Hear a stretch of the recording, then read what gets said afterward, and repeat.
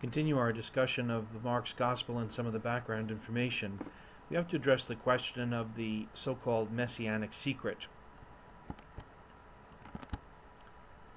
There was an influential study in 1901 by Wilhelm Rede, and in this study he identified some puzzling features that appear in the Mark and Gospel account.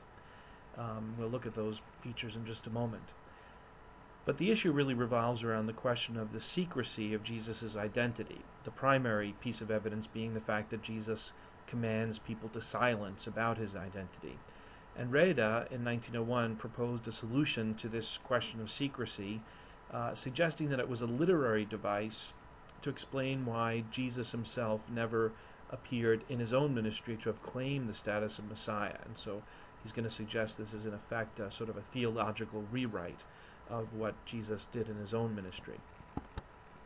The phenomena that Reda identified, you probably have already noticed in your reading of the text.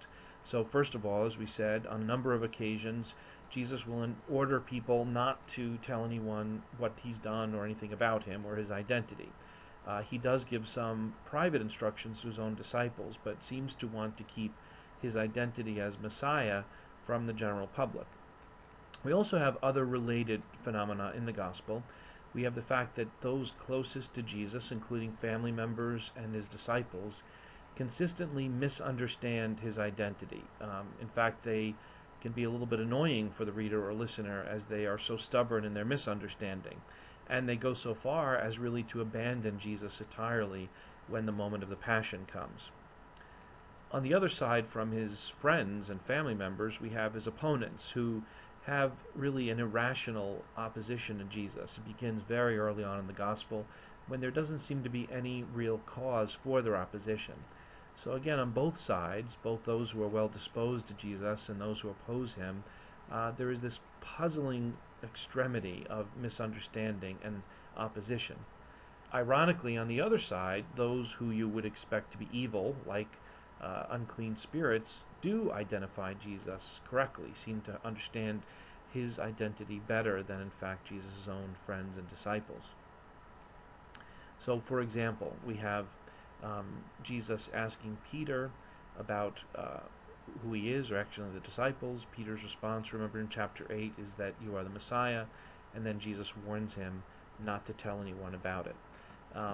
We see that after healings and exorcisms, again, Jesus forbids people to speak. So after healing the leper, he sternly warns him. He sends him away at once, saying to him, "See that you say nothing to anyone, but go show yourself to the priest." So there definitely is something to this idea or these phenomena that Reda has identified. We can see them ourselves there in the Gospel. So Reda's solution, as we looked at already, is to propose that Jesus in his earthly ministry never claimed a high status like Messiah or Son of God, as is ascribed to him in the Gospel. Furthermore, the life of Jesus doesn't match what people might have expected of the term Messiah in that day. And so the Gospel then, in Reda's opinion, has to explain then how is it possible that Jesus is the Messiah.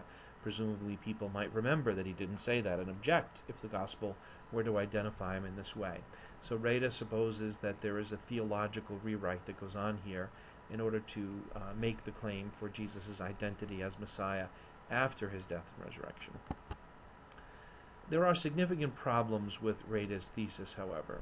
The first is the question, is the messianic secret really secret? Remember that Mark's Gospel begins in verse 1 with an identification of Jesus' identity. And when Jesus commands people not to speak, what do? They go forth and trumpet what's happened or what they've seen. And we have several very public identifications of Jesus, including divine identifications of Jesus at the baptism and the transfiguration as the beloved Son of God. So certainly there's a problem with the idea that there really is anything secret here. If there was such a secret, why are there so many crowds gathering and clamoring to see Jesus? Furthermore, more recent studies in recent decades have helped us understand better the atmosphere of late Second Temple Judaism, and to understand the fervent expectations, even apocalyptic expectations, that were current in that day. Really arguing against Reda's suggestion that no one could have any notion of a Messiah who looked something like Jesus in the Jewish tradition. In fact, we now know that the opposite is really true. And of course, for us as believing Catholics, there's doctrinal problems with Reda's solution.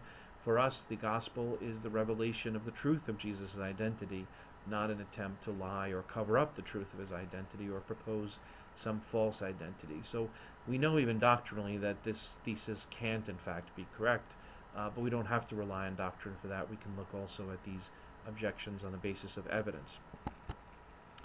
Nevertheless, we want to acknowledge Reda's contribution, which consists primarily of identifying these phenomena that exist in the gospel and then really raising the question, what do they mean? Why are they there? Especially when you consider that there's a remnant in Matthew's gospel, but this entirely drops out in the case of Luke, and there's certainly nothing like it in John. So this is primarily something unique to the gospel of Mark, and that question arises, well, why is it there? How did it get there?